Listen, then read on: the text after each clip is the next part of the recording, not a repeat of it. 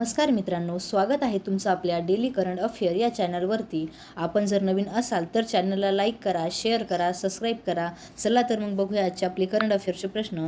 आजचा आपला पहिला प्रश्न आहे, देशातील पहिली ग्रीन हायड्रोजन ट्रेन कोठे सुरू करण्यात आली? तर देशातील पहिली ग्रीन हायड्रोजन ट्रेन ही हरियाणा या शहरात चालू करण्यात आली. भारतीय रेल्वेच्या इतिहासातील एक ऐतिहासिक क्षण घडला आहे, कारण देशातील पहिली हायड्रोजन ट्रेन 1 एप्रिलपासून हरियाणातील जिंद सोनीपत मार्गावर धावू लागली आहे. चेन्नईतील इंटिग्रेटेड कोच फॅक्टरी ICF द्वारे निर्मित ही ट्रेन पर्यावरणासाठी पूर्णपणे सुरक्षित आहे, कारण तिच्यात हायड्रोजन इंधनाचा वापर करण्यात आला आहे. चला पुढचा प्रश्न बघूया. 2025 पर्यंत देशातील सर्वात मोठी सौर ऊर्जा पार्क कोणत्या राज्यात तयार होणार आहे? तर ती राजस्थान या राज्यात चालू होणार आहे. राजस्थानमधील भादल सोलार पार्क ही देशातील व जगातील सर्वात मोठी सौर ऊर्जा निर्मिती केंद्र ठरणार आहे. 2025 पर्यंत येथून हजारो मेगावॅट वीज निर्मिती अपेक्षित आहे. चला पुढचा प्रश्न बघूया. 2025 साली होणाऱ्या ब्रिक्स परिषदेत नवीन सदस्य देश कोणता? तर तो सौदी अरेबिया. ब्रिक्स परिषद Brazil, Russia, India, China, south Africa या संघटनेत 2024 नंतर काही नवीन देशांना सामावून घेण्यात आले आहे. त्यामध्ये सौदी अरेबिया हा एक नवीन सदस्य देश आहे. ब्रिक्स संघटना आता जागतिक राजकारणात अधिक प्रभावी होत आहे. चला पुढचा प्रश्न बघूया. भारतातील पहिली AI आधारित AI अंगणवाडी कोठे सुरू करण्यात आली? तर ती महाराष्ट्र, नागपूर या शहरात चालू करण्यात आली.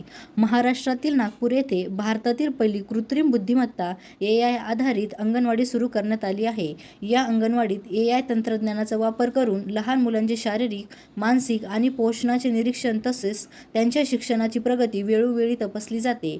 यात स्मार्ट ॲप्स, क्लिनेशन, ग्लोड मॉनिटरिंग आणि डेटा अनलिटिक्स वापरले जाते. याचा उद्देश म्हणजे मुलांच्या आरोग्यावर सतत लक्ष ठेवणे, शिक्षणाचा दर्जा सुधारणे, अंगणवाड्या अधिक डिजिटल व सुधारणा करणे. चला पुढचा प्रश्न बघूया. पहलगाव हल्ल्यासाठी कोणते ऑपरेशन राबवण्यात आले? तर ते ऑपरेशन महादेव हे राबवण्यात आले. जम्मू आणि काश्मीर सुरक्षा दलाच्या मोठ्या दहशतवाद विरोधी कारवाईत किमान 30 दहशतवाद्यांना ठार मारले. ठार झालेल्या दहशतवादामध्ये पहलगाव दहशतवादी हल्ल्यांचा मास्टरमाइंड मुसा देखील मारला आहे. या कारवाईला ऑपरेशन महादेव असे संकेत नाव देण्यात आले आहे. चला पुढचा प्रश्न. कोणता दिन शाश्वत शेती दिन म्हणून पाळण्यात येणार आहे? तर तो 7 ऑगस्ट हा दिन शाश्वत शेती दिन म्हणून पाळण्यात येणार आहे. हरित क्रांतीचे प्रणेते भारतरत्न डॉक्टर SM स्वामीनाथन यांचा 7 ऑगस्ट हा जन्मदिवस शाश्वत शेती दिन म्हणून साजरा करण्यात येणार आहे. चला पुढचा प्रश्न. महाराष्ट्रात कुस्ती परिषदेचे अध्यक्षपदी कोणाची निवड झाली? तर ती रोहित पवार यांची निवड झाली. महाराष्ट्र कुस्तीगीर परिषदेचे अध्यक्षपदी रोहित पवार यांची बिनविरोधी निवड झाली आहे. रोहित पवार हे महाराष्ट्र राज्य क्रिकेट संघाचे अध्यक्ष देखील आहे. चला पुढचा प्रश्न.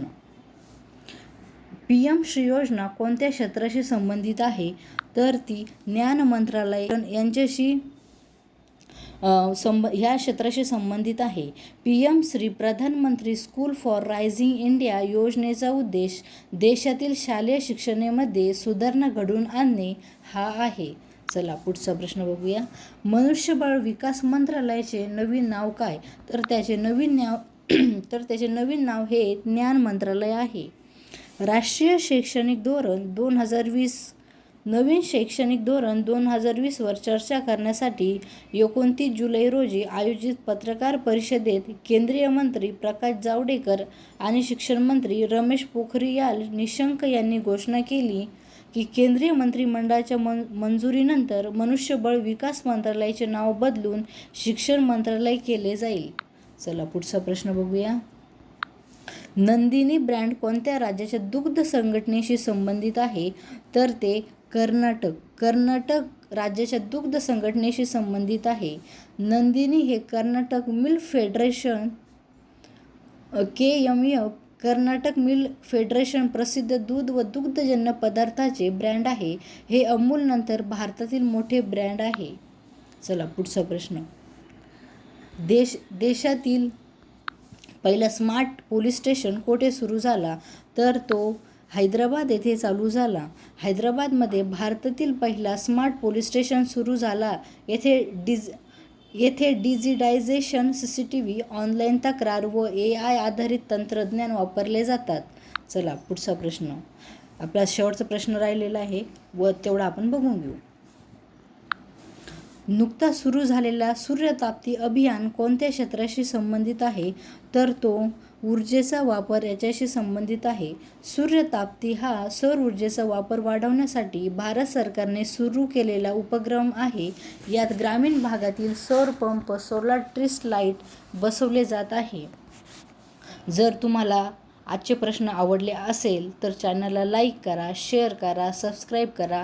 आपण रोज डेली करंट अफेअर्सचे प्रश्न घेऊन येत असतो. धन्यवाद.